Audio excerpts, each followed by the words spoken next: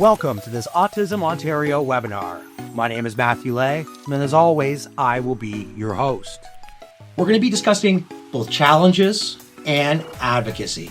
But now let's bring in our panel. I'm a teacher in the York Region District School Board. I transitioned to the private sector after 31 years as a school teacher. I'm a speech and language pathologist and originally got my start in the school board, but currently working as the subject matter expert speech and language pathologist at Autism Ontario. A dynamic group joining us today. This is the part that most of us look forward to in the section, is getting some of those advocacy and strategies in place. What should parents know in order to be an effective advocate for their child, whether it be at the IEP meeting or just in general in the classroom? I'm speaking as a parent right now. I'd love to share that the IEP for me is like my weapon of choice. And I say that in a very positive, asset-based way. My first advice for parents and caregivers out there is take that time to educate yourself, to know your rights as a parent and caregiver.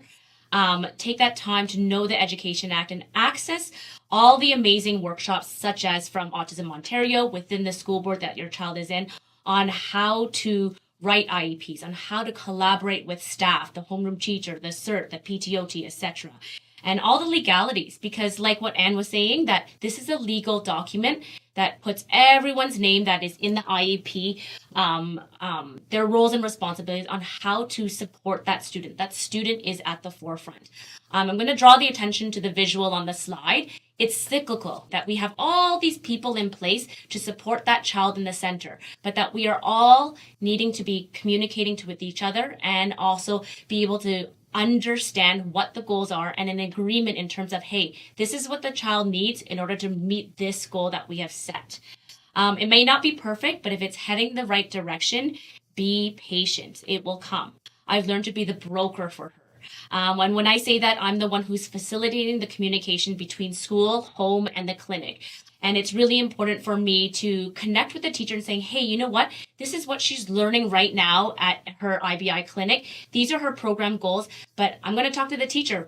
And what do those strategies look like? Because it is going to be different in the school setting. But in the end, collaboration and communication is the focal point. Because if you don't have that, it sets barriers between you and the homeroom teacher. Reminder to everyone out there that this webinar is available on demand. Please share it with others, especially if you think that the information was helpful and valuable. Yeah. So in order to have this collaboration, as parents, we need to be able to approach the teacher. Do you have any tips for parents communicating with the school? Recommendations for how families might approach a teacher looking for changes, updates, or just this overall collaboration?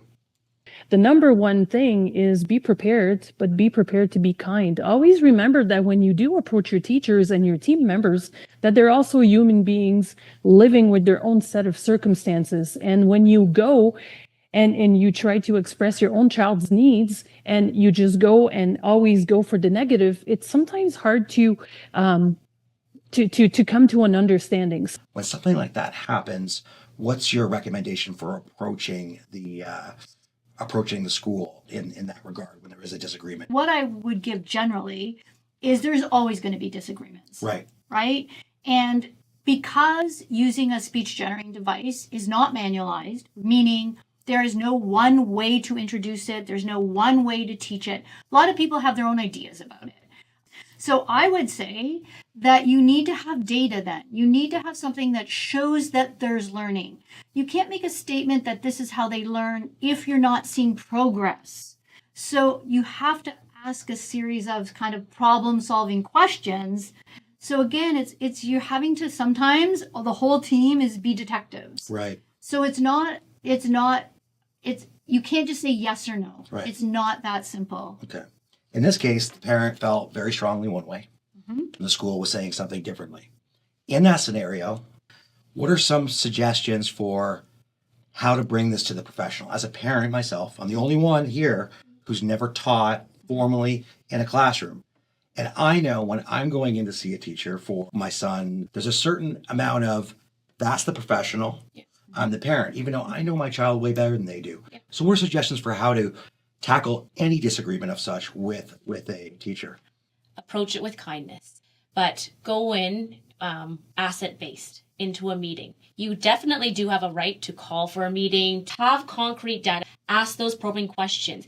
Again, taking that time. I love that description. Be that detective, but be kind when you are that detective, because when it comes with anger and malice, as a teacher, it's like, whoa, like, what am I doing wrong? Again, going back to that visual, the student is at the forefront. How does this support my child? And frame those questions from that perspective. I love the words, could we perhaps just try it for a certain amount of time?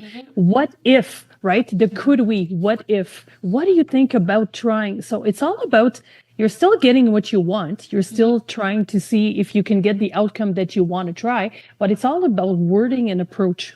I look at this and I see almost a table with everyone sitting around it. Yeah. I hear collaboration. And then I also hear, just come and have the conversations with kindness. This basically elicits in me a belief that there is constant communication occurring. Yeah. But I've got a lot of questions here about people who, despite being told by the school speech therapy was a priority, their child only saw the speech pathologist twice in the entire year.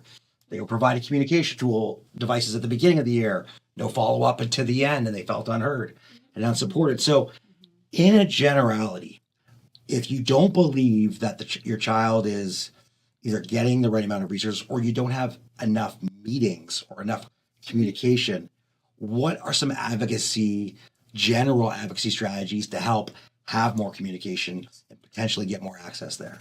And I've experienced it. I experienced the polar spectrum in terms of